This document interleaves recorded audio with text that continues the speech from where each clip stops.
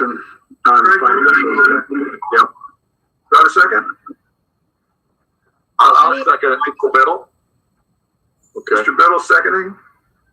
Roll call on this one, please, Ally. Craig Oh, Leggett. excuse me. Greg had a question. Discussion. Yeah, right. On the FMB F there, that's mostly related to the Fort Edward dewatering plant. I take it. Ally's got the breakdown, but yes, I think the Fort Edward was 4,500. Okay. Out of 5,900. Yep. Any other questions, discussion? Roll call, please. I was just going to say, Craig, or anyone else who's interested, I can send you the detailed invoice if you're curious as to where the charges are. Okay, thanks. I'm okay for now. Okay. You know, it all makes sense. Just want to make sure Okay. it's lining up. Craig Leggett. Yes. Michael Biddle. Yes, ma'am. Ginny Sullivan. Yes. Mike Weil. Yes. Bruce Ferguson. Yes. Nick Caimano. Yes. Dave O'Brien. Yes. And Dan Bruno, are you on yet? No. Okay. Okay. Gary. First order of business, I have a... Mr. Chairman? Yes, Craig. Just a couple questions on the financials that were put through, if I may ask, on some things. One was the unemployment insurance. I know towns don't pay it. Does IDA as an agency, do we have to pay it?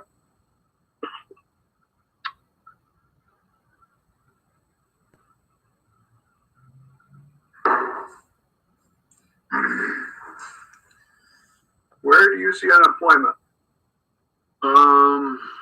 Profit and loss, January through May 2020, unemployment insurance. Okay. Okay, you're in the financials, sorry. Yeah. I was looking on the bill this month. No.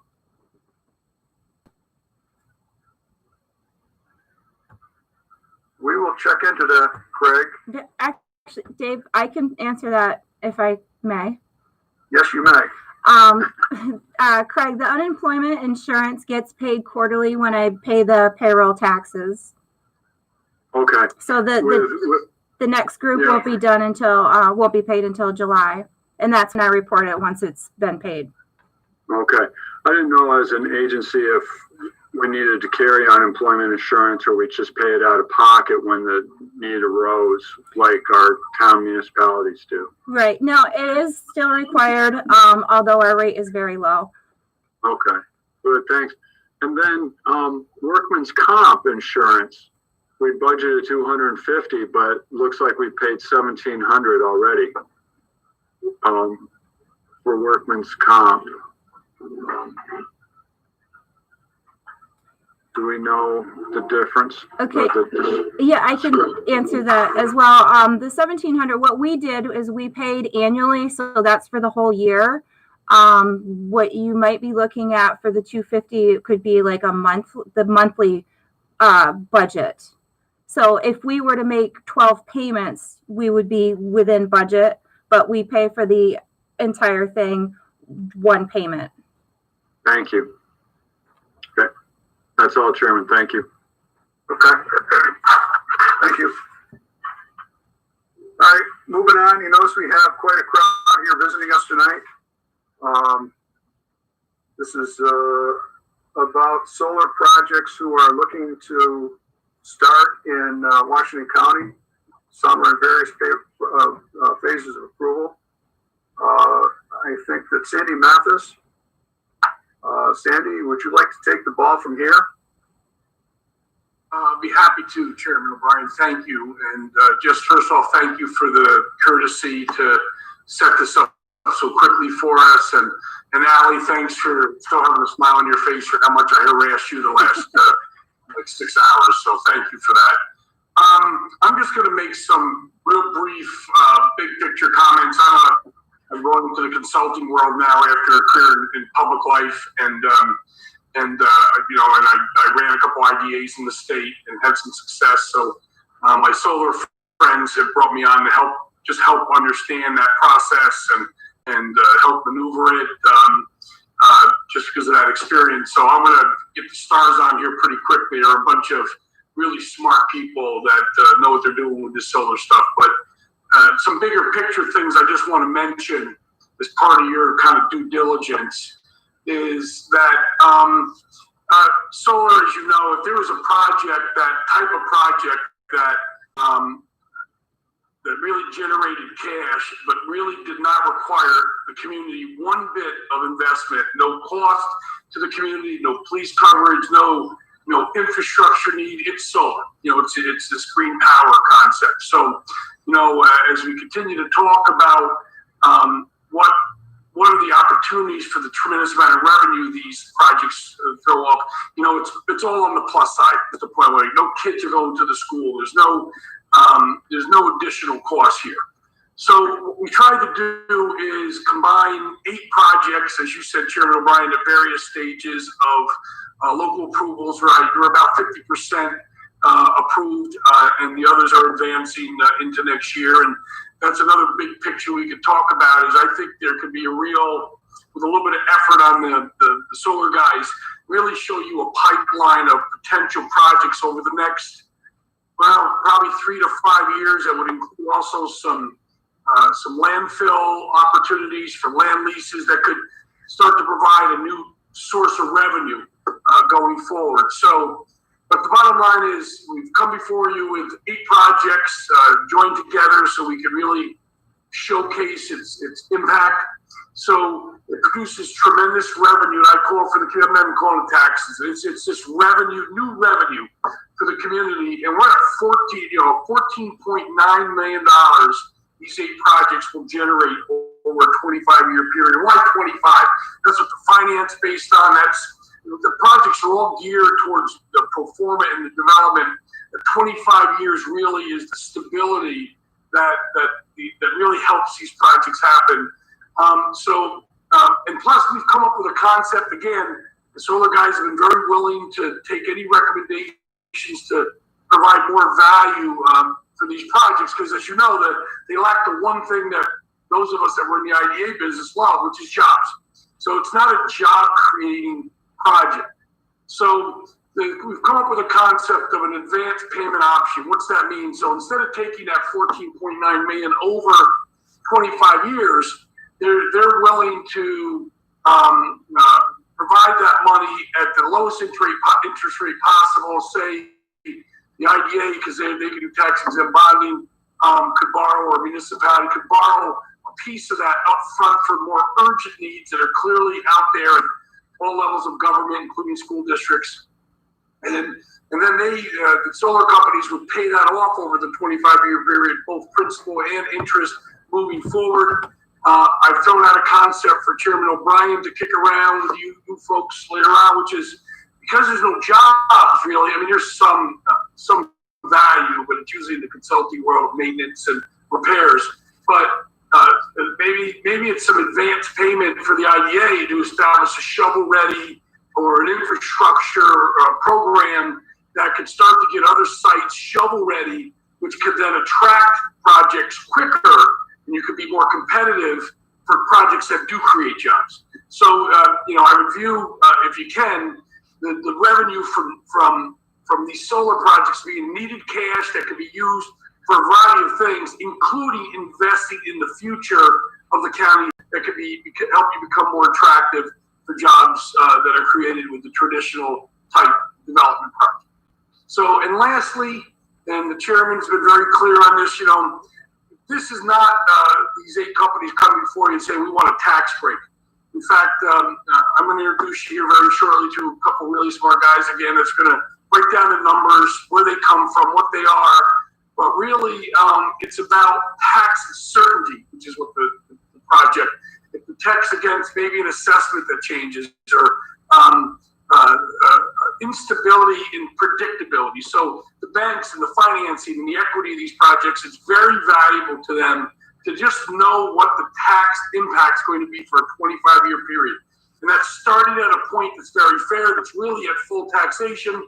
It applies a 2% escalator, so there's predictability and certainty. So that's what we're coming to the idea to ask you for. That's what you're producing for them. That's the value of a 25-year pilot. So with that said, I want to kick it to Mike Dowd for Matrix and Matt Tripoli, who's with CS Energy. Mike's with Matrix, and you're going to put a PowerPoint up on the screen. We've sent it to you in advance just in case you can't access it, and we'll get into the numbers. They're going to explain a whole bunch of things, take any questions you have at that point, and then really we're looking for is just an openness for an ongoing dialogue. Get 8 applications, work on really, and get them to you so we can start crunching the numbers. But really, it's the tax certainty, full taxation, and some advanced money that might be available if that's an avenue you want to take. But if not, it can all go to the taxing jurisdiction. So again, thank you for the courtesy tonight. We look forward to lots of discussions, lots of information sharing. And now I'll kick it to Matt and Mike. Thank you. So thank you, Sandy. I just wanted to jump in here for a second. Sure. I think that for the current time or up till now, the IDA does not have a solar policy in place. We have resisted that. But we're finding that there's more and more activity in the solar world, especially as NYSERDA and the governor are putting the emphasis on getting solar and clean energy. So it's something we started to evaluate. And I think you sort of fell in at the right place. And I think this will help educate us. So I want to be upfront. We don't have a policy in place. We do not have a policy to do solar pilots. So this is something we're starting on, but I just wanted to bring that up front so you're fully aware where we're at this point. Before Mike and Matt kick in, Dave, thanks for just cooking one last thing, because I was quite frankly shocked at the recent aggressive nature of the state legislature and the governor's office on this solar stuff. But legislation was adopted as part of the budget that's going to allow NYSERDA, and they created a new state agency to do this as well. They're going to go out, identify sites, get their approvals. They're going to maximize, only allow the maximum of 1 year, and then they're just going to approve them, and then they're going to put those out in open market for solar developers to buy. So you're getting the state now even stepping in and using the powers of them to override local, really home rule, and to really get sites approved and really advance this. So it's coming, and we're here to say we want to work with you in partnership and in collaboration. So thank you for clicking me, because it's clearly a very aggressive strategy of the governor's office. I got to present. Thank you. All right, who is going to take it from here? It's Matt and Mike now. We're going to talk from CS Energy and Matrix. Matt, you want me to start here? Yeah, sure. Okay. Well, thank you everybody for joining. Before I get going here, I actually, Scott Sabai did check in. He's trying to get online. He can't seem to get in. I don't know, Allie, I don't know if you have to let him in. Oh. I think we get a message that says you need to let him in. Okay. If you wouldn't mind doing that, and then I can kick off here. Great. All right. So, great. Well, thank you everybody for joining. Give us this opportunity to speak with you. My name is Michael Dowd. I work for Matrix Development. I work for Matrix Development. I'm based out of Albany, New York. Actually, I recently moved up to Clifton Park, so I'm not too far from you guys in the North Country there. There we go. Sorry, we're getting a little feedback. So we about 6 months ago, all the developers reached out. I reached out to many of the developers, CS Energy, Boralex, Borrego, Eden Renewables, and we're trying to get together to be efficient and work efficiently within the jurisdictions that we're all developing projects in. And we saw a value between the three taxing jurisdictions. We saw value in approaching the IDA and in Washington County, and then obviously COVID hit and the world all changed. We wanted to try to utilize our development in a way that we could benefit Washington County specifically, through the use of pilot money and upfront incentive to pay for things that are to come, whether it's jobs or shovel-ready projects. And so we kind of got together. We put together.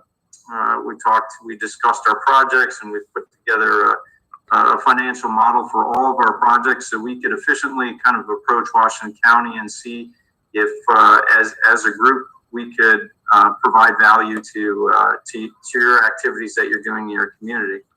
But with that said, we put together this rough presentation.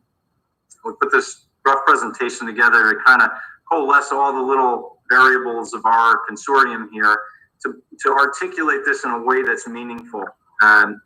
It's meaningful. It represents all of our efforts. It represents a significant value to Washington County, resources available to you so you can invest in things that will help move your county forward.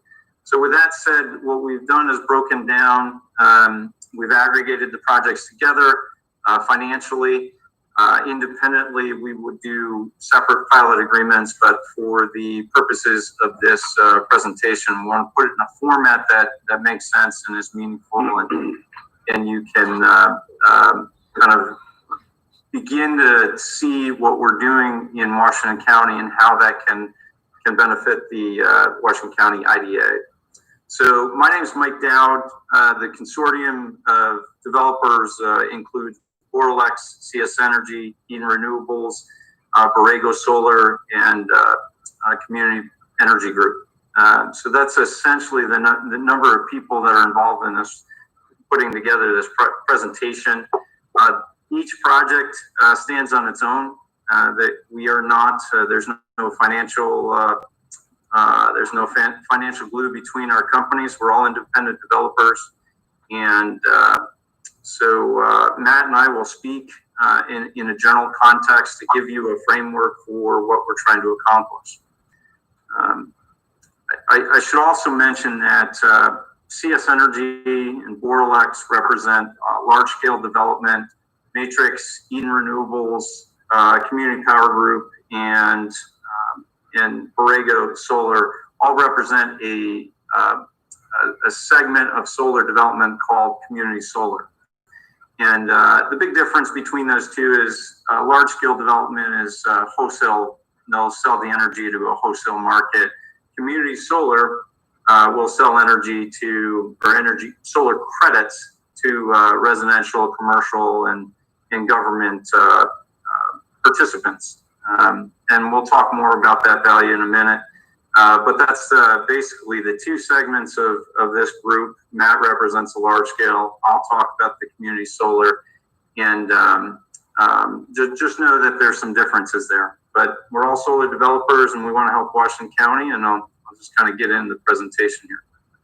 So right now, this consortium represents about 115 megawatts of solar projects in Washington County. We're operating in a number of jurisdictions: Easton, Kingsbury, Fort Edward, so on and so forth, and we can provide those details. But we cover many different corners of Washington County.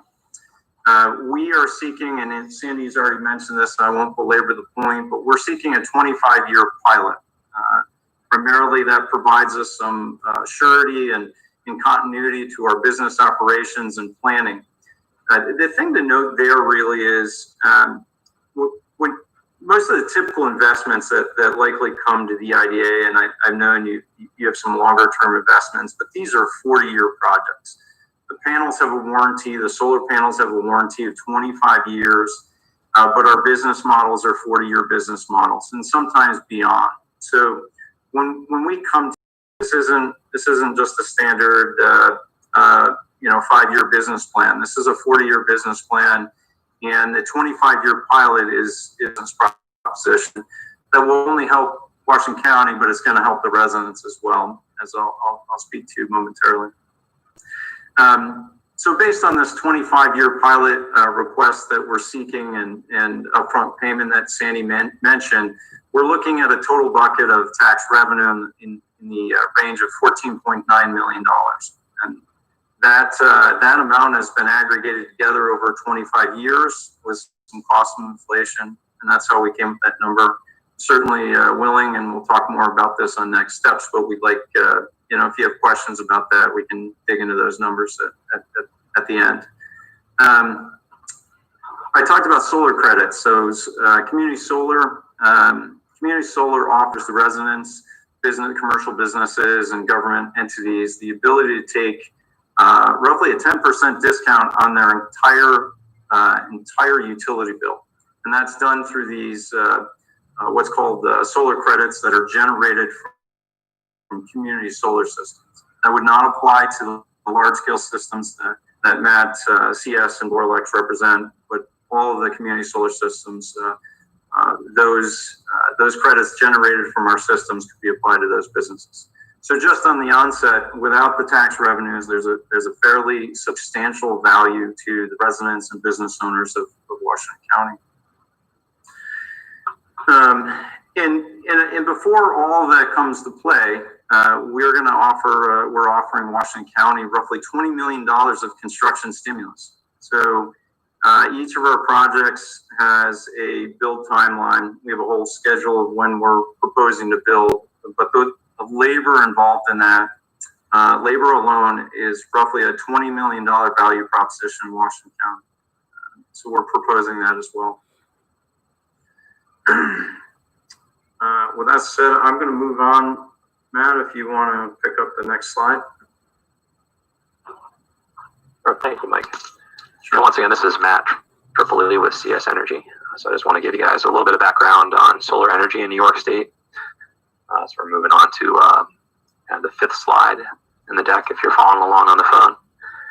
But New York State has some very aggressive targets for building new renewable power generation. If you look across the world, actually, New York is recognized as a leader in this space and just has a number of different programs that it's advancing to try to attract more investment to the state and green jobs and things of that nature. So I'm from Pennsylvania. We have a large state comparable in size to New York State. Just to give you an idea, we have less than 500 megawatts of solar installed in the state of Pennsylvania, and New York has about 2,000 megawatts installed currently, and has projections to grow pretty significantly. And at the end of the day, New York's goals are driven to move the state from where you are today, which is where about 40% of your electricity comes from natural gas power plants, to a place where much less of your electricity generation comes from fossil fuels in the future. So the state's well on its way, but there's a lot of potential for investment in Warren and Washington counties.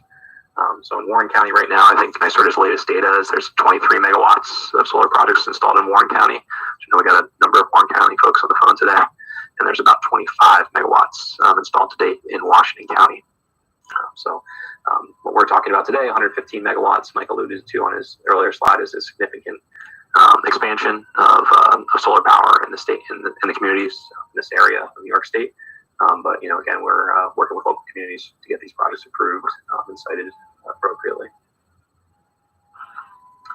So, Mike, do you want to take it back and talk a little bit more about the difference between community and large-scale projects?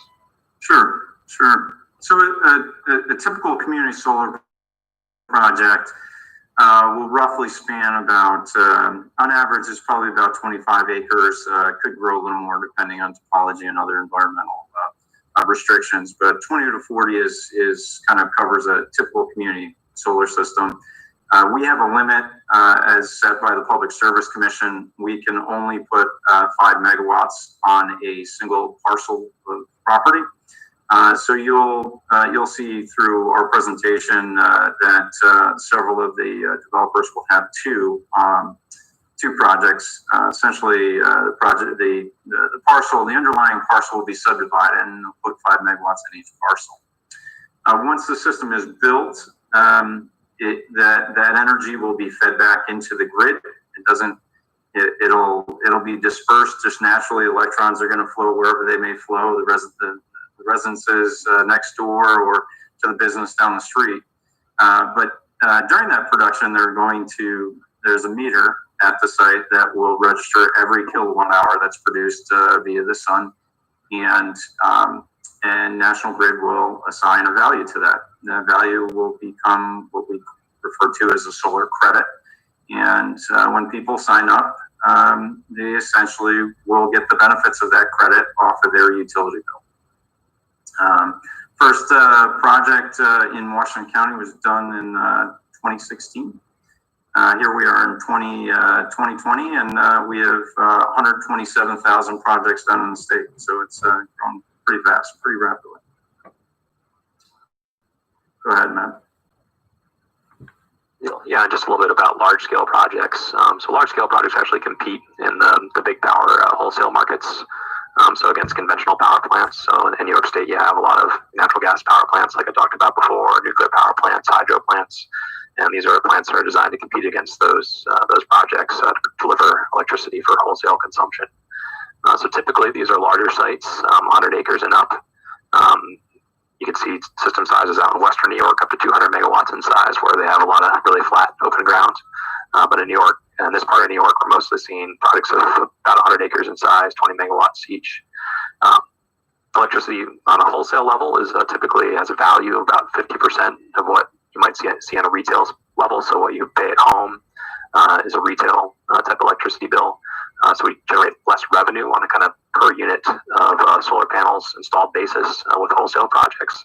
But they are an important part of the state meeting its electricity goals, and also in lowering the overall cost of electricity in the state of New York moving forward. And this is a much more new thing in New York. So Mike alluded to that, community solar has been going since about 2016. The first large scale projects are actually going to break ground or start construction this year in 2020. So the state's been working on this for a number of years. This will be the first year that the projects will start to become a reality.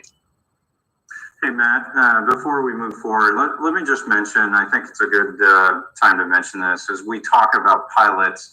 There are some slides that talk about specific amounts, but Matt alluded to that wholesale revenue is half of what it is for community solar projects. So not exactly half, there's some nuances there to both, but it's roughly half. And so the pilot amounts that we're proposing and ultimately be discussing are roughly equal. So the large scale pilots are about 50% of what the community solar pilot amounts being proposed. And that's the reason for that, because the power being sold, the credits being generated are roughly 50% of each other. So that's all I have to say, Mike. Thanks.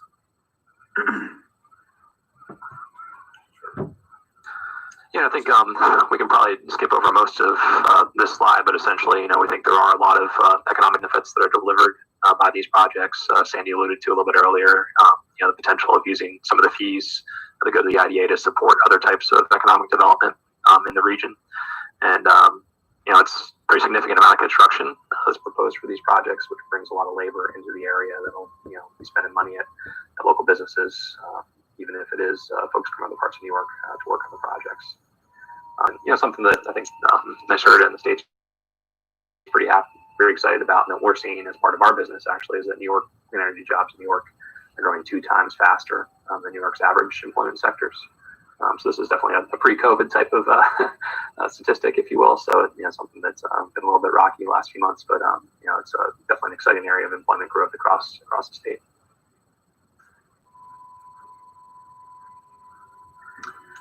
So I'll talk a little bit about some of the large-scale projects that are proposed in Washington County.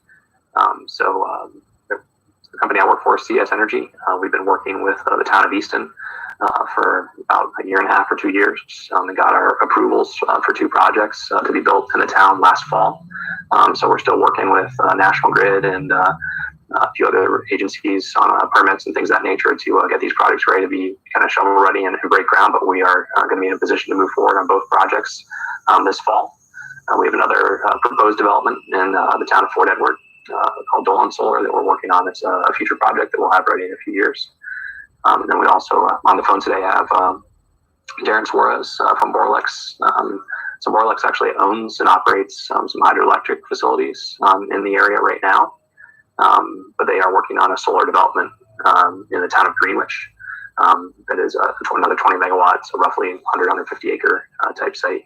the town of Greenwich that they're working on getting approvals from that town right now. So those are the large-scale projects that are proposed currently in the area. Just one other thing to note about large-scale projects, you typically try to site them in areas that's close to existing grid infrastructure. So if you just kind of think about the Washington, Warren County area, it's going to make a lot more sense to build large-scale projects right along the corridors where the existing power infrastructure is, which is generally along the river. So that's where your big sources of industry in the past were, and today. That's where the big power lines run, so that's why you see the projects kind of cluster along the river throughout the area. Mike, you want to talk about the community solar portfolio across the community? Sure. So Kingsbury Solar is it's 3 parcels, 5 megawatt piece. I personally developed most of that project to date. We expect to be ready for construction in third quarter, closer to fourth quarter this year, and it will take roughly 8 months, 9 months to build. It is formerly property that Peckham Industries is going to mine. So rather than mining and digging a big hole, we're planning a solar array there. So that's the Kingsbury Solar site. We have Eden, who is listening in today. They have 2 5 megawatt systems. Borrego Solar has a single 5 megawatt system in the town of Easton. And that system, I believe, is completely permitted at the time. And Community Power Group has started development in Fort Edward. They got some good feedback from National Grid in the town, and they're moving forward with that as well.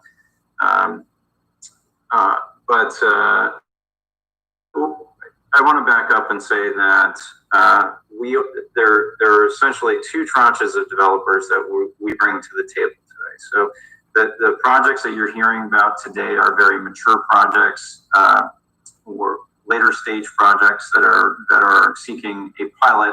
And we have a second tranche of projects that could also fuel further development longer term and provide funds for the IDA and job creation after our initial tranche of projects. So what you're hearing today is really these are the mature projects that are going to move forward, and certainly with the IDA supervision and support, these projects will move forward, and we're ready to move within the next 12 months. Go ahead, Matt.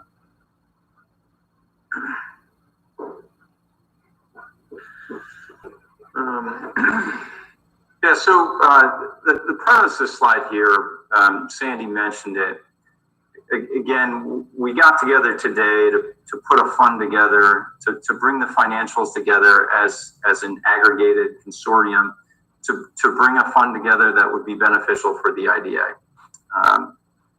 Part of which, in addition to the $20 million worth of construction we're bringing to Washington County, we bring a significant amount of IDA fees. Those fees can be used for creating shovel-ready projects, incentivizing other businesses to come to the area. It's creating job programs or other things, training programs, getting the roadblocks out of the way for the IDA to bring more jobs to Washington County. The solar jobs post-construction are going to be limited, and therefore we see these funds as a great opportunity for the IDA to fund projects that they didn't necessarily have the funding for in prior years. And so the $14 million bucket of money, $14.9 million bucket of money in pilot revenue, community host agreements, or other tax structures, that money can, we have a lot of flexibility in how we spend that money. Sandy talked about bond financing and covering the cost of capital, but I think everybody on this call today, all my developers are on this call today, are flexible with supporting the needs of the IDA. Specifically, we've been talking about jobs and creating jobs, and that is definitely a major focus of the IDA. But you have this evolving COVID situation, and the need for funds are likely to change either now or in the future. And so the solar projects are going to give you give you options that you necessarily didn't have before. So it's a sufficient amount of money. You have developers that are willing to work with you in a flexible way, and there are many other benefits that are going to come out of this program. I talked about the solar credits. Roughly every 5 megawatts represents roughly 2,100 people that can save 10% on their utility bill. They can do that over a period of 25 years or beyond. And so not only there's a benefit for the IDA, but there's a big benefit for the community here.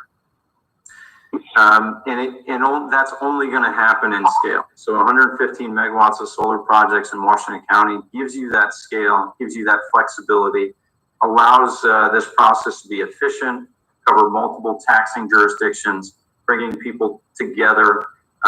You're gonna have over $400,000 worth of labor hours, construction labor hours. There's a lot of benefits there, whether it's local companies or training programs with BOCES. There's just a number of opportunities here to put together a really substantial project or package that is beneficial to the residents, to the IDA, and Washington County as a whole, the Washington County government.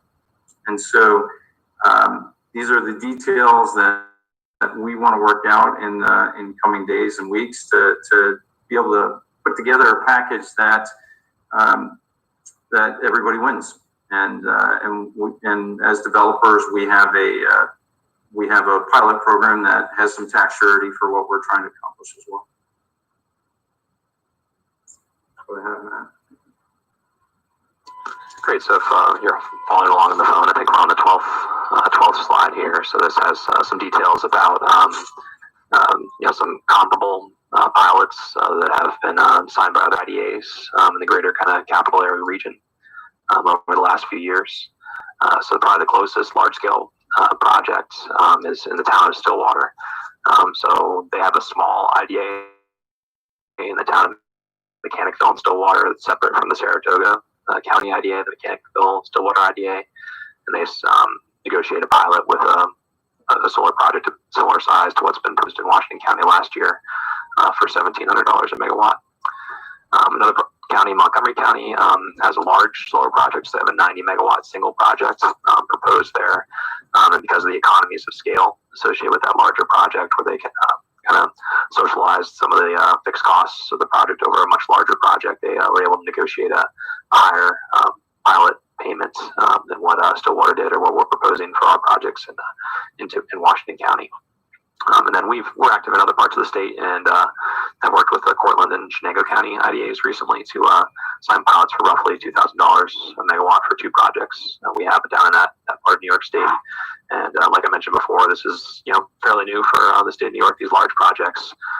But it's also important to point out that across the state, for new power plant developments, whether it's a natural gas power plant, a nuclear power plant up along the Great Lakes, power plants typically have pilot agreements just because they're a little bit tougher to assess in general, and it's a typical way that they end up moving forward. So solar is not too much different in that respect. Mike, you want to talk about the pilots for community solar? Sure. So the community solar arrays, NYSERDA has done a lot of work around community solar. When they started the program, I'm going to say roughly three years ago, 2017, they had an entire team that went out and talked to the assessor associations, they talked to towns, they did road shows and educated all the jurisdictions on tax assessments for solar arrays. And so out of that work over the last couple of years, they put together a guidebook, and that guidebook kind of brings together all the pieces that they've learned over the last several years.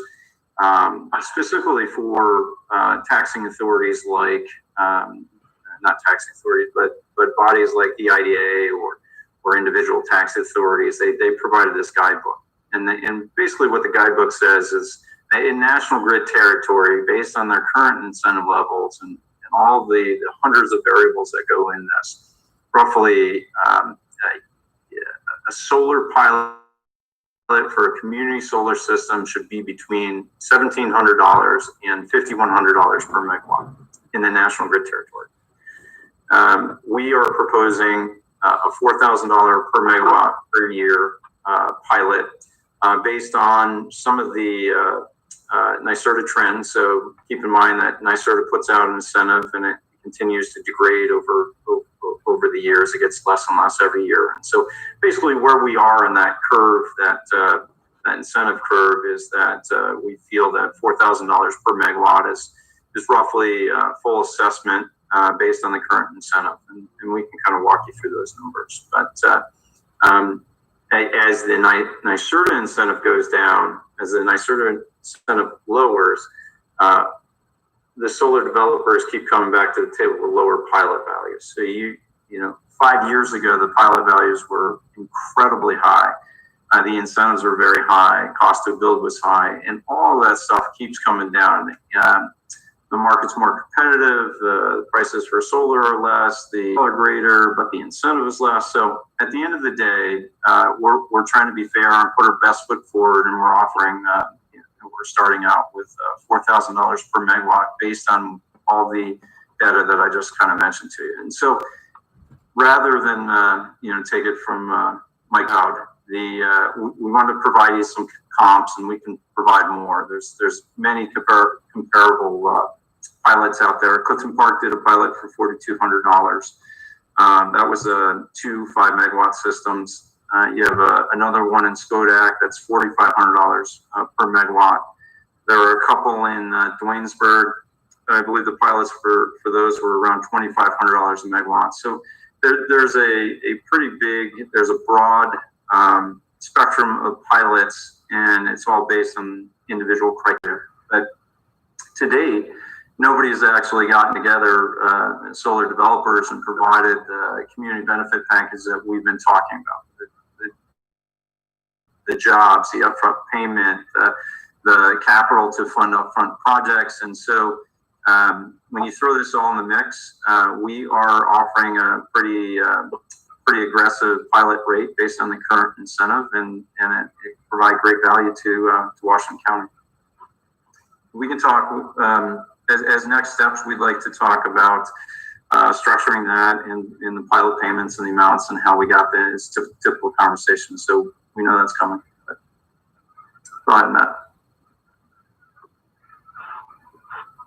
Great, and we want to definitely leave some time to address questions and whatnot, so I'll try to run through the balance of the presentation pretty quickly. But this slide, just we're on slide 13, just really hits the highlights of what the message we're trying to get across with the presentation today. Is that this is meant to be a discussion where we talk about the benefits for the taxing jurisdictions, as well as the benefits for these projects and the region itself as well. So there's some certainty on both sides, but certainty around tax revenue coming in from these newly financed projects, and they're going to be paying their tax bills. There's certainty for us that is very necessary for financing these projects. They don't have high operating costs or variable operating costs or variable revenues. The revenues are pretty fixed over time, and it's very important to try to establish certainty around assessment, what the tax bill is going to be for the project as it enters financing and construction. And I think Mike's talked a lot about the different types of benefits we're hoping as this kind of coalition coming together, bringing these projects forward, that we can bring to the region, and that working with the IDA has some unique tools to potentially use this kind of tranche of large projects that's been aggregated together to do some bigger picture things to move forward with. So just want to highlight a few things that certainly we want to do as next steps, but definitely open to discussion with the board of the IDA, but obviously, but we hope that today is the start of dialogue that we can continue moving into the future, and that we can share additional information. We've thrown a lot of numbers out over the course of this presentation. We'll be happy to share some information to back what we're doing up. Want to respond to questions that have been addressed to date and questions that might be risen later in this call. And then, you do have an application process through the IDA, and I think it would make a lot of sense for each individual project to start that application process, just so you get some very clear, concise information about the investments that these projects represent that are coming into your communities. And that's something we want to work on in the short term. But without further ado, we definitely want to open up the line for questions and address any other things that you guys would like to talk about. I have a couple of million questions. 22 million? Couple of million. This is Nick Caimano. My Italian brain only works so far. I want to go back a little bit to the beginning. You're looking for 25-year tax. Oh, by the way, before I begin, let me just say the thing that hit me in the face, that the best part of this is the tax-based improvements, because we have this. That's what I see as our linchpin here.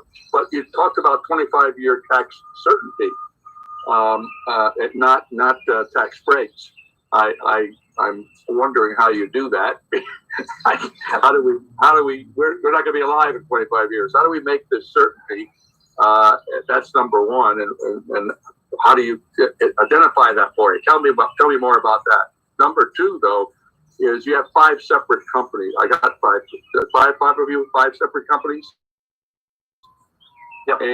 But you're not a consortium. You are not financially linked. Do we sign with each of you individually to do these things, or how do we do that without something's going to happen to one or all of you during this 25-year time? You're either going to sell out, you're going to go out of business, you're going to whatever you're going to do. How do we do that? Yeah, so I think the latter point is probably a pretty easier one to address around the linkage between the companies. So I think our intent in coming forward as a group here is just to try to bring some scale to the opportunity. I mean, it is help each other out is what you're doing, right?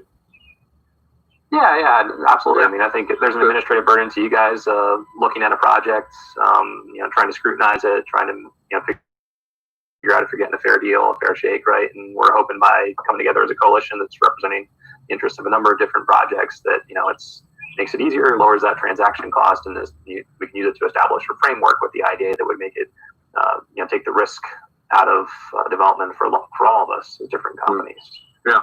So that's why we're bringing it forward as a group versus individual applicants. The projects are individually financed. They're individual companies. Large scale projects, we actually have 20-year contracts with the state of New York where we get a fixed payments for delivery of renewable energy credits for the projects. So that is the primary revenue source that we have to support the financing of the projects.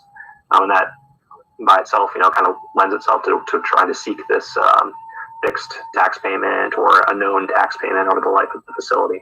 And that's why all across the state, IDAs are talking to solar and wind project developers and looking into tax agreements. My first thought about that, by the way, is that the state of New York will make any kind of promises whatsoever. We in the local community business have to live by reality. New York doesn't, and our current governor doesn't. So, but we have to. Yeah. Understood. And the first question, Nick, remind me again. It's the 25-year tax certainty. Yeah, so I think, from my perspective, again, the state kind of puts your assessors in a position where they're not really given a lot of good tools to assess these projects. As developers, I think solar projects are fairly unique, probably similar. Just looking at the things you guys have funded over the years, you're usually not funding a very, a simple brick and mortar building. You're funding a trampoline park or something that's a little bit harder to come up with what the value of it is moving forward. And solar, I would argue, is similar. There's not as many there's not a lot of assessment data for assessors to rely on. As a result, it's really hard for us to break ground on a project because we don't get an assessment until after we're up and running. So that's Could I ask that we stop sharing the screen so people can see each other? Sure, that's a great idea. Okay, thanks. Oh, hi there. There's my boss. Yeah, I just obviously you have been able to sell that idea of the tax certainty, so you'll teach us how to do that if we decide to go forward. But it can't be an easy job to do that. Nick, let me add something to what Matt said, and I totally agree with Matt. You know, our revenue, can you hear me okay, Nick? Yes. Yeah. Is it clear? Okay, sorry. One of the things to keep in mind is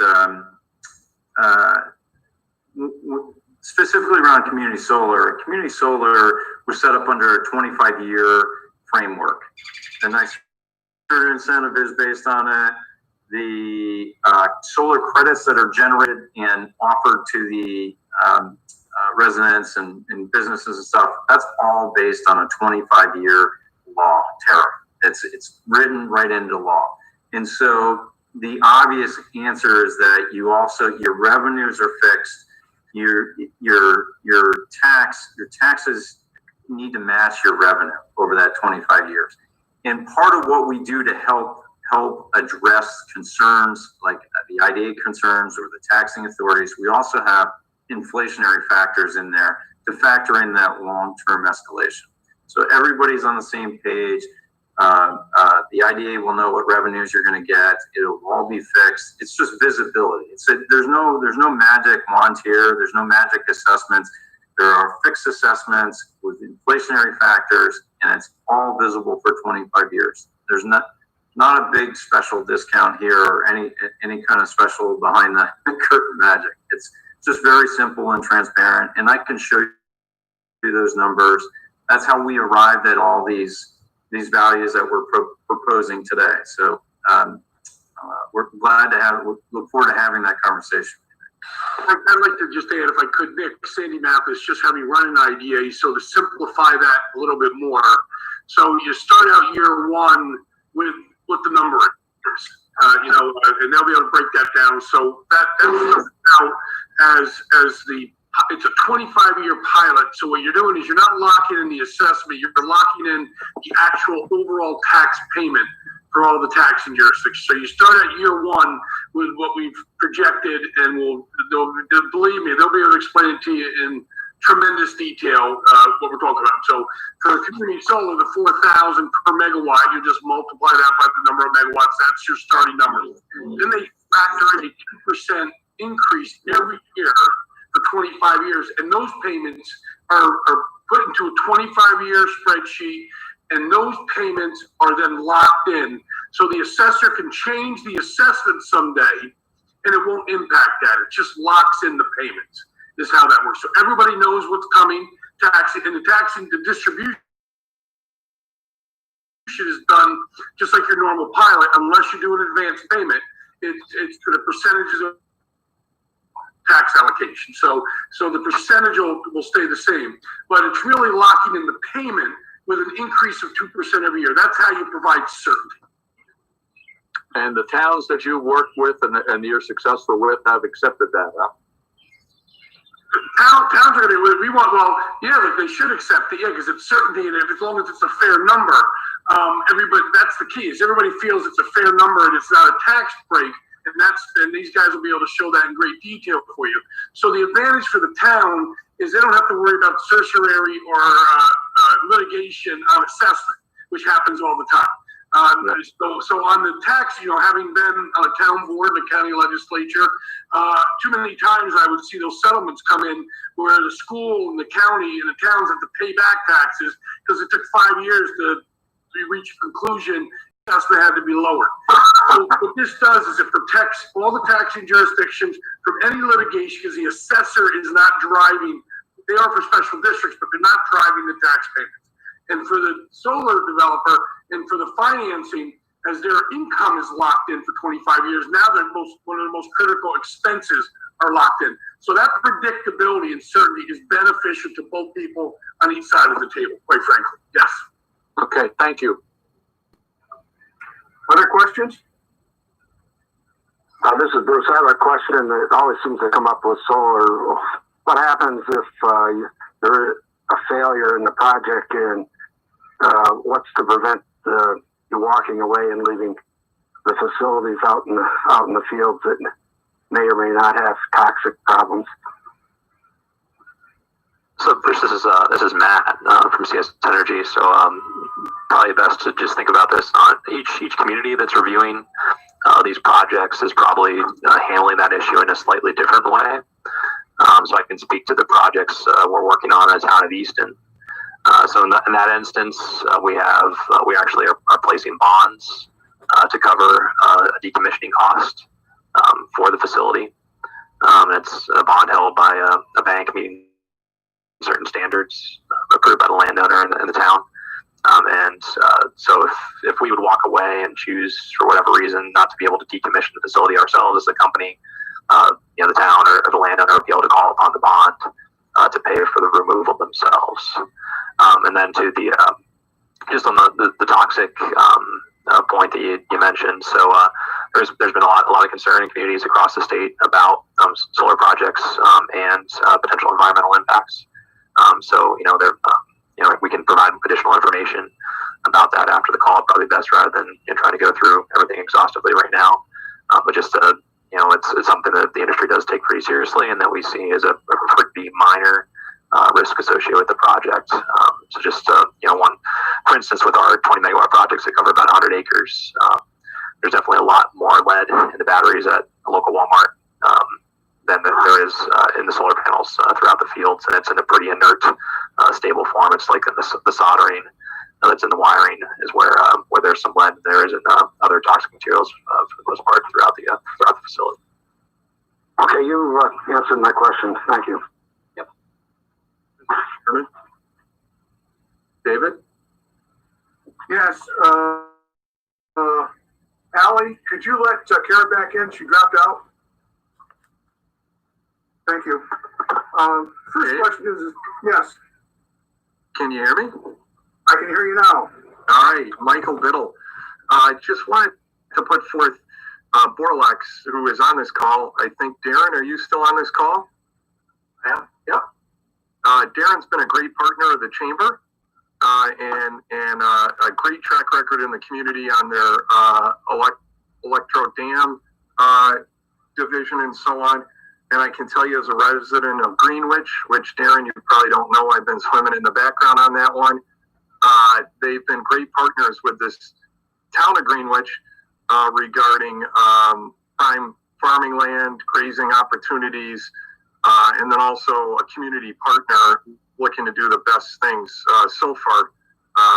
So Darren, feel free to give me a call anytime on that, but I've been swimming around in the background, as you notice. Thank you, Michael. Yeah, I'll be glad to give you a call about it. My pleasure, my pleasure. And it's something really good over there on Bald Mountain Road. I've also received great feedback from another chamber member, Peckham Materials in Kingsbury, who's had a good partnership so far with the folks that are partnering with them on their 100 acres. And Mike had mentioned it on what potentially was going to be a mining site to do solar instead. And their number 2 guy over there said that the solar partner has been doing a great job there as well. So I just wanted to put that out there to the IDA board that one of the biggest ones that has had concerns with your solar company of the past. And I think that there's plenty of safety nets and plenty of things, some of which have been addressed on this call, and some that I think could be put forward from learnings in the past that I think everyone on this call is open to putting in writing, and especially with previous conversations I've had with Mr. Mathis, things that we could address post haste to get us where we need to be. So again, I don't think this group on the phone is, your father's old solar companies. So I think they're robust and forward thinking and caring about the community, and especially with us folks here in our backyards. So thank you, Mr. Chairman. Thank you, Mike. Any other questions from the board?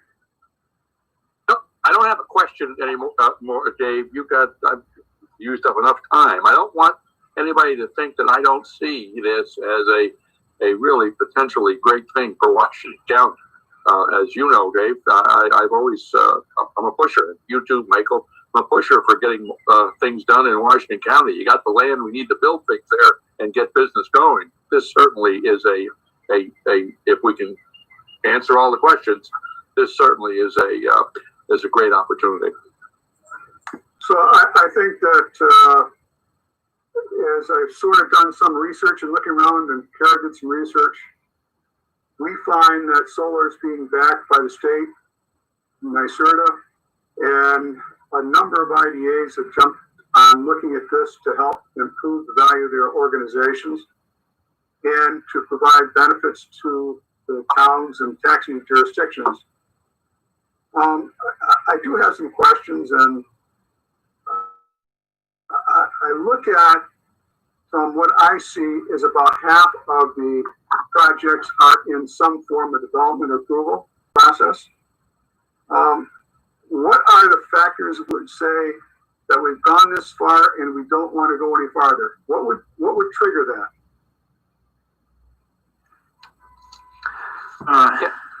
You go ahead. Yeah, so the easiest answer on the large scale projects is, I can probably speak for Borlex and ourselves, we've gotten pretty used to working with the utilities, National Grid in this area, and know where we can site our projects to, kind of have an interconnection that's going to work to their system. The two biggest things we have to work on are working with the local community of the town on, things like a planning board approvals, permits of that nature.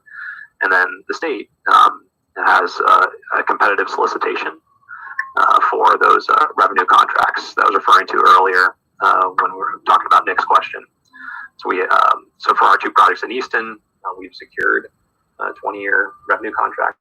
We competed against all the other developers throughout the state, and the state picked our two projects and several other ones across the state in that initial solicitation. Borlex's project in Greenwich, they won a contract last year. So they are working on their approval so they can build the project to move forward. So once you have the town approval, secure the permits, and you have that revenue contract from the state, that's the way that these large scale projects are being financed moving forward in the state of New York right now. What happens in terms of you're just approaching the idea after going through a lot of processes of planning part of it? You said you secured contracts for revenue. What happens if the IDA can't put together a package that is what you perceive as beneficial to your statement, to your working process?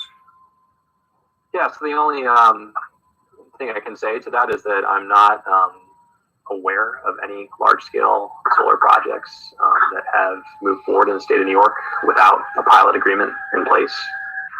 So there are two mechanisms for securing a pilot agreement for a large-scale solar project in the state of New York. So the first is to work with an IDA, which is what we're talking about here on the call today. The other is state has a real property tax law 487, which allows individual taxing jurisdictions to negotiate pilots with projects individually. So that requires getting all three checks of the county, the school district, and the town to enter into an agreement. The drawbacks of that approach in relation to working with the IDA are that you can only do up to a 15-year agreement under 487 pilot.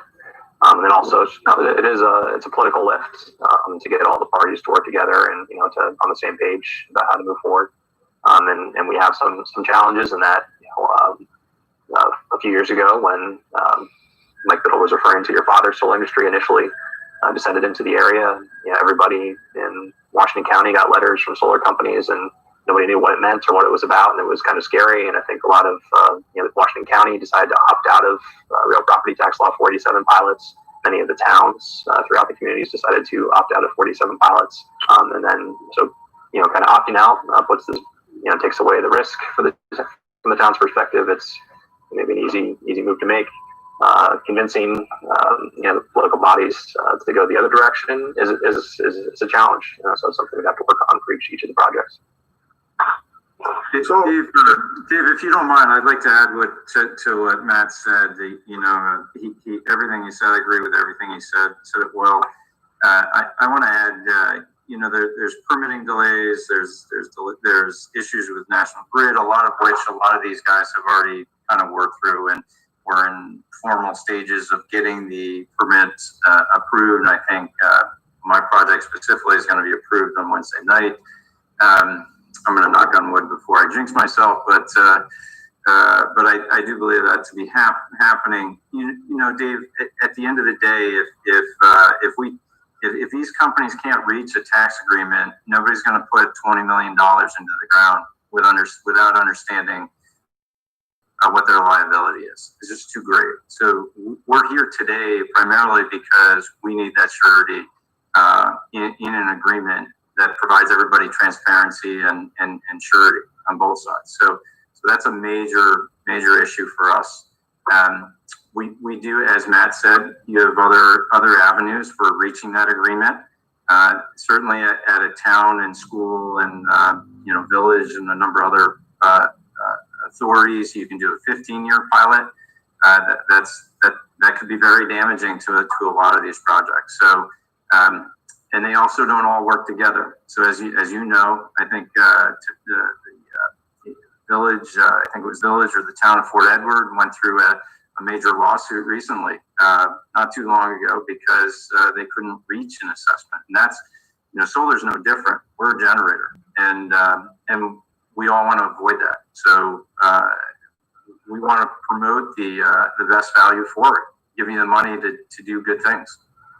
So if I can translate that into plain English, if I may, Yep.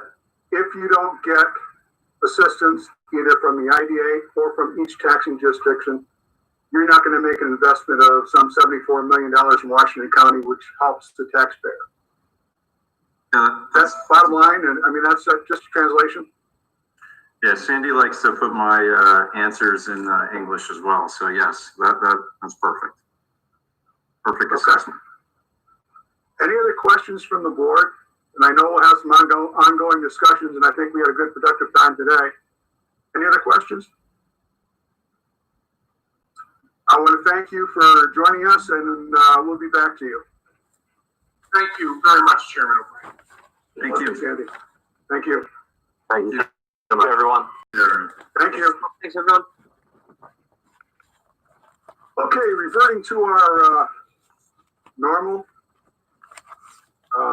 business, park business. I think that Allie, could you give us a status of what you've done in delineation? In the packet that I emailed to everyone, there's a list of 10 companies that I sent RFPs to, looking for someone to take Miss Roberts' place as far as delineation and recommendation of the wetlands that we have. They have a July 1st deadline, and I mailed the RFPs out on June 9th. Okay. So they'll be back to us at a certain point. What is it, end of June? July 1st. July 1st, thank you. Okay. Any questions for Kara? For Allie or Kara? For Allie, I'm sorry. Miss Allie, has anybody responded at all, even in acknowledgement that they received it? I did get an email today. It was basically just a question about the map that I had provided. He was looking for more information, and I did reach out to Jack and Tom about it today, and they did provide clearer maps, which I forwarded on to him. So one response. Well, that's great. Thank you so much. Chairman, are we required to get, I know Allie did her due diligence sending them out. Are we required by our bylaws to receive a certain number of responses? We asked for responses. We'd like to have 3 responses, but if you don't, we have the documentation. We've sent out personal invitations to a number of people. So we can't control who's going to respond. We'll have to evaluate it when it comes back. I'm not sure we'll have a lot of people respond. This is a fairly small delineation. Sure. So we'll see who responds and we'll have to go from there. It would be great if we could get at least 2 and then also lean on Mr. Jarrett for his advice on costs. Certainly will. Thank you, sir. Any other questions? So I'm going to wrap all the next part into one sort of bundle. dewatering facility. We had a planning board meeting on Wednesday night. We had a couple surprises one surprise come in to the project, which has delayed the project for about 3 weeks. The biggest thing that came in was that we were asked to do a traffic study. And even though there's a traffic study done about 3 years ago, the town of Kingsbury requested we do a traffic study to see what the traffic's like. So we'll be doing that. WL Enterprises, I just left a phone call with them about a couple hours ago, Karen and I did, is they found a person to hire to do that. So they're working on that, which takes us out of the process of having to bid this process. So they're taking responsibility for that. So bottom line is that sort of delayed the closing. Closing will not take place by June 30th. Based on the schedule we put together, and there's another wild card that came into play, is that based on that, we don't see the approvals being finished until somewhere around the end of July, which would make a potential closing somewhere in August. The second thing that happened is when you have a determination of a negative seeker by the state of New York, by any planning board, any variance is granted, because you have to have public hearings that in New York State, there's a statute of limitations that you need to wait 30 days after that to get approval. Some companies, to wait to hear getting anyone that filing an objection. Those people file an objection, and Kara can explain this for me, please. Would you please, Kara, explain the statute of limitations and what that means? Sure. So after the action is taken, there's a period of time that any person, any resident could file a claim against the project and basically file a claim indicating that the procedure that was followed by the planning board wasn't taken appropriately. So that's that. There's a 30-day period that anyone withstanding would have the ability to file a lawsuit against the action. So that's 30 days. What's the wild card on that is that the state of New York has a executive order that sort of put that on hold until July 6th. So there's no way that 30-day time period could start until at least July 6th. And that's assuming that they release that. So that's something to take a look at. That was the other wild card about that. We have something to talk about that after we get done with this meeting. I'd like you all to stay, have an attorney-client discussion. We are making progress with sorting out some of the other agreements that we're working with WCC and other parties. So we sort of got delayed, so we're working on that, but it looks like we're moving in the right direction. Yes, Mr. Chairman? Go ahead, Uncle. Go ahead, Nick. I have a thought. You talked about a traffic study. Is this the time to be doing a traffic study? Will this give us any real numbers? There's nothing going on there. Here's what I understand. The traffic study is not about Lock 8 Way. The traffic study is the traffic going back and forth on 196, and then factoring in the traffic that WL projects they're going to have, and they're looking at 8 to 16 trucks a day going in and out. And we're also looking at the number of POVs going in to be about 50 POVs. So they've requested it. We have to comply with that, and Kara can reinforce me on that. It was sort of a left-handed curve coming from at the last minute. So they requested it. We got to do it. Got to do it. Thank you. It will not be what I'll call a traffic count where people counting cars going by. DOT has the information on the number of cars going back and forth on that, number of trucks, number of vehicles going back and forth on that. I think that we've also talked about a potential solution that there are multiple ways to go out of that property and go to the northway where most trucks be going. Two of those ways take us through Hudson Falls. One of the ways takes us through Hudson Falls and Fort Edward, and one takes us up to Queensbury. I've looked looked at the way out, so that's going left, which brings into Kingsbury. If you go right out of the facility, you can go right, go about half a mile down at 42, run 42 over to 197. 197 brings you back to that intersection with Stewart's on Route 4, 197. It's actually about a half a mile longer, but a truck would not have to make so many stops and goes. And so we're working on that to build that in. I think that would help solve some of the issues about traffic going through Kingsbury that I've heard not recently but in the past. Thank So you. that's what we're looking at. Michael.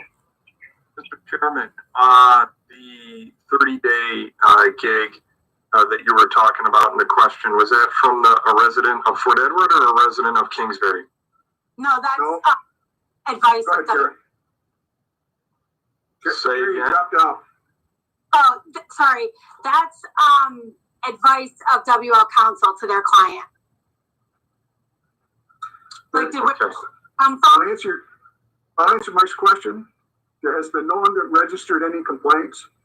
We don't see any stakeholder, and it has to be a stakeholder, who has brought up complaints. But that is a state law. For 30 days after that, you have to Okay. wait for those to come in. So that's why that a company has two choices. They could ignore the fact that the 30 days and move forward and take the consequence. WL prefers to wait 30 days just in case. They're a cautious company. So, So I'm sorry, I didn't mean to jump in, Kara, but that was Mike's real question. all right, so that makes sense. And then are they okay with the traffic study and the understanding of the traffic study, they being WL Plastics? Just like us, we didn't see it coming, but they're okay with it. That's what Kingsbury needs. Thank you, sir. So that's working on. Looking at, we did receive word that the deed for Rockgate Way has been signed. I don't have it physically in my hand right now, but I understand it's been signed, so that's in way. The piece from Canal Corp, I got a call on Friday that the AG had finished their review and they're supposed to get that out, have it out for signing. But the June 30th date's not quite as necessary as before. Any questions on that? And as I said, we will have an attorney-client conversation after this is concluded.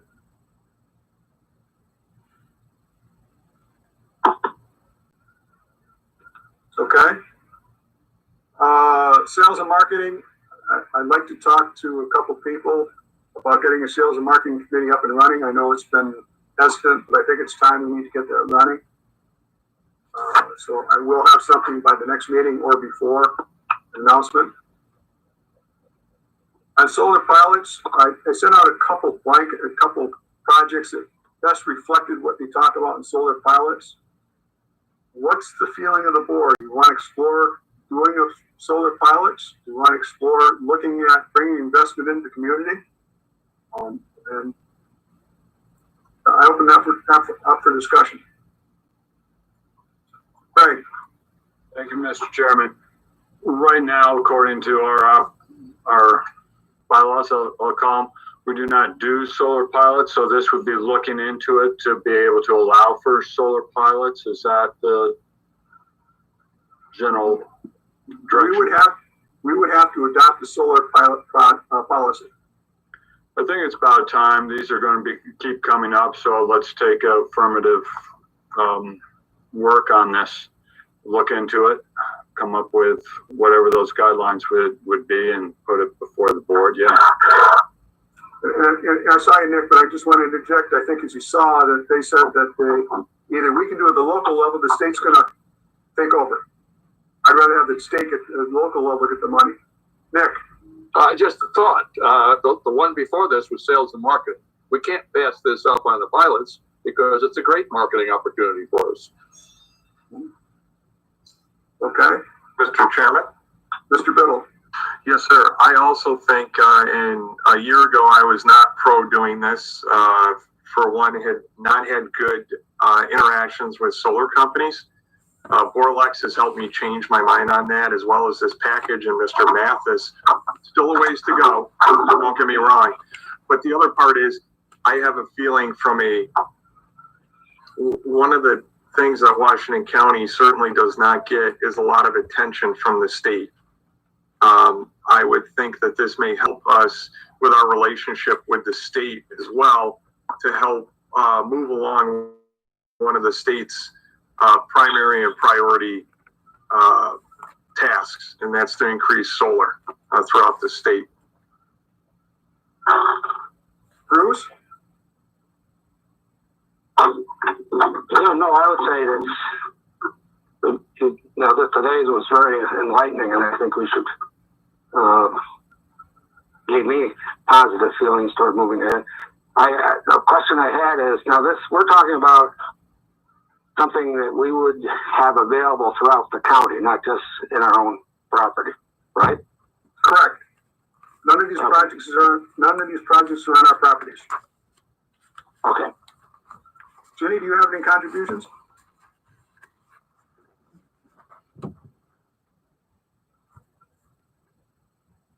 She's on mute. She's on mute. Okay. So I guess consensus going forward, I would have to do some real education on myself about the advance payments. I've always been hesitant about putting together a package that just takes payments up front and pushes them away for later. Yes, we have issues to solve, but why do we steal from now to give to steal from the future for now when we don't know what the future is going to be? We know this is just as notorious as any other time period. So I will set together a plan to put this forward, probably a special meeting to discuss solars and get Kara to fill us in on it and look into them. I would say, Mr. Chairman, that if we possibly could, even if we have to wear masks, we should be together if we're going to discuss something as important as this. Okay. We'll see where we can get to do something like that. Thank you. Any other questions? New business is Fort Hudson. Fort Hudson has paid off their bonds. Allie, yes. We skipped over the recapture update. Oh, I'm sorry. That's okay. Recapture update, please. I was just going to say. That's you. That's you. Well, I could start. Kara has stuff to contribute too, so let me start. We have 3 projects that we're in the process of getting more information on because some of the numbers aren't panning out, as discussed in previous meetings. And so letters drawn up by Kara have been sent to get more information to help figure out what's going on with these recaptures. And Kara, you did hear back from 2 of them, right? Yeah, I did hear back from LG Plaza. I owe them a return call. There's a little bit of phone tag there. So I will follow up with them. And Patty Company, they had gone back and forth with some questions about the numbers we had. They believe that maybe in the last year, what they did was added up all the years together, which made that final submission so much higher. So they were going to revisit their numbers. I would anticipate they're going to file an amendment, but we haven't received that yet. Okay. And I haven't heard back from Fire Tech yet. They were minor. I think they're like $59 or something like that. 95. 95. Transposition. Okay. Thank you for reminding me, Allie. You're welcome. Fort Hudson Residence has paid off their bill. They paid off their bonds. They need a release of the our release of the property so they can go back and do some more financing. So, Kara, would you explain this, please? Sure. Back in 2000, we entered into a bond purchase agreement with Fort Hudson residents for a construction project that they did. The term of that has lapsed. They paid the bonds in full, actually, I think a little bit early. Glens Falls National has discharged the mortgage, so they're all set there. And so this was a project when early on, when the IDA would take title to all the properties. Now we do lease back. This one was, they deeded us the property, so now we need to deed it back to them. So because they've completed their obligations, we're conveying it back to them. Okay. So, Allie sent, Callie, I'm combining your names now.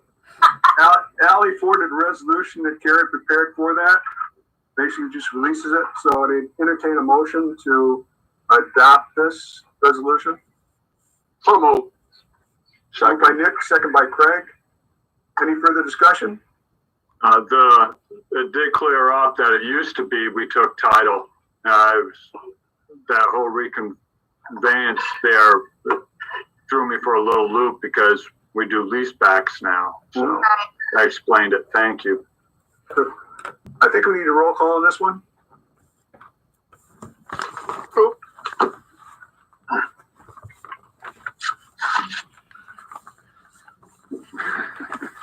Should know those names by heart. Okay, we have Craig Leggett.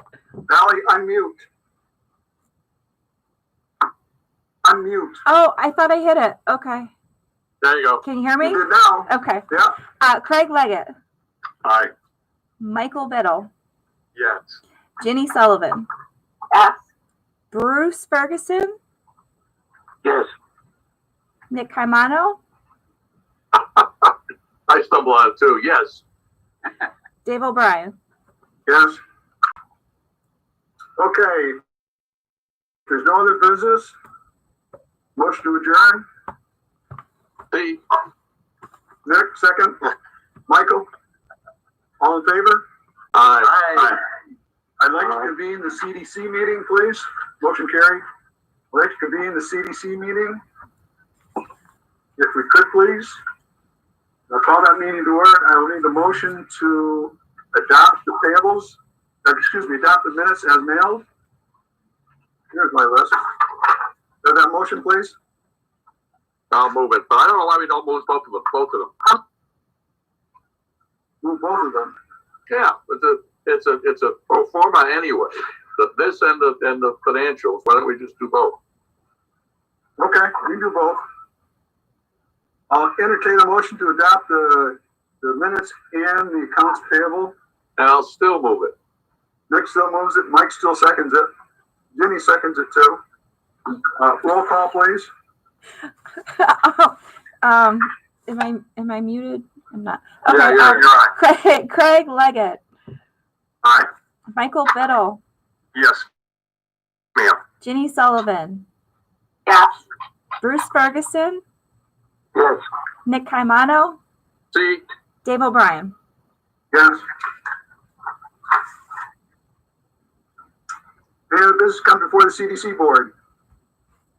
Motion to adjourn, and please stay on afterwards for attorney client. And Allie, you can shut off the YouTube feed, please. We got to vote on the I'm waiting for the I'll move it adjournment. again. Moved by Nick, second by Ginny. Sure. All in favor?